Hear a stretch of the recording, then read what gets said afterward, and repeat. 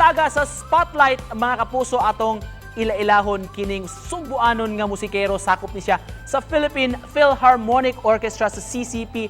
Unsay sikreto ning iyang pagkat-on og violin mga kapuso, kay we learned nga mihatag na sab ni siya karon og tips og nagtudlo na sab ni siya og violin mismo sa mga interesado ning maong instrumento. Makauban nato karong buntaga sa programa si Lay Celiano. Good morning, Sir Lay. Welcome sa programa. Kumusta karon, sir?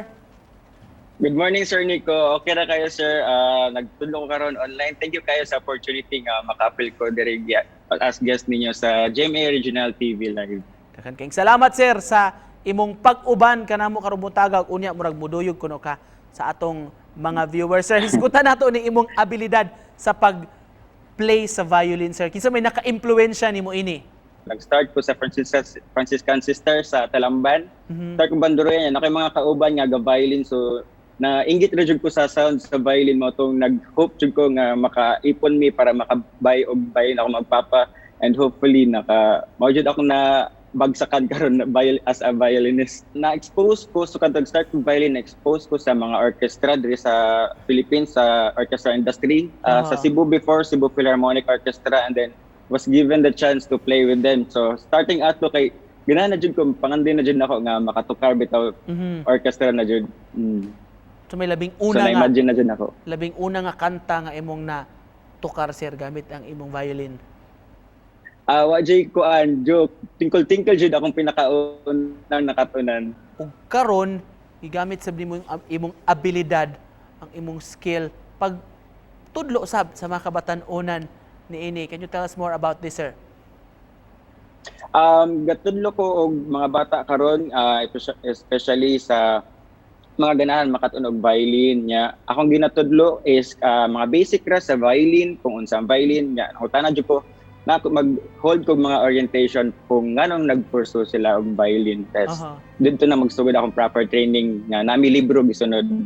Wala jud ni siya age requirement. Bisag unsa pa ka nga edad, it's never too late jud to learn music. Siyempre di na mo palabyo ning higayon, sir, karong buntaga.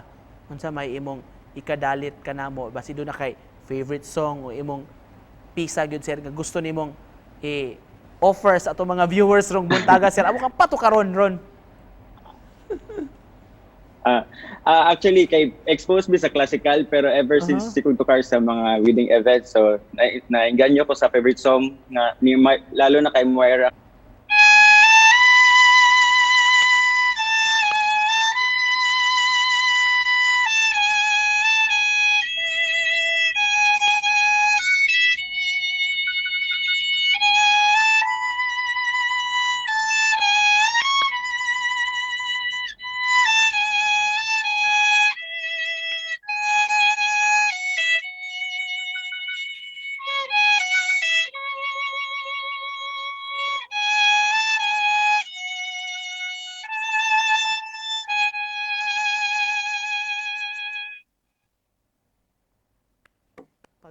Pagkanindot, Sir Lay, kumusta ba di ay so far karong mga panahon na, sir? Agi magyuta og pandemya, sir, para sa mga musicians like you.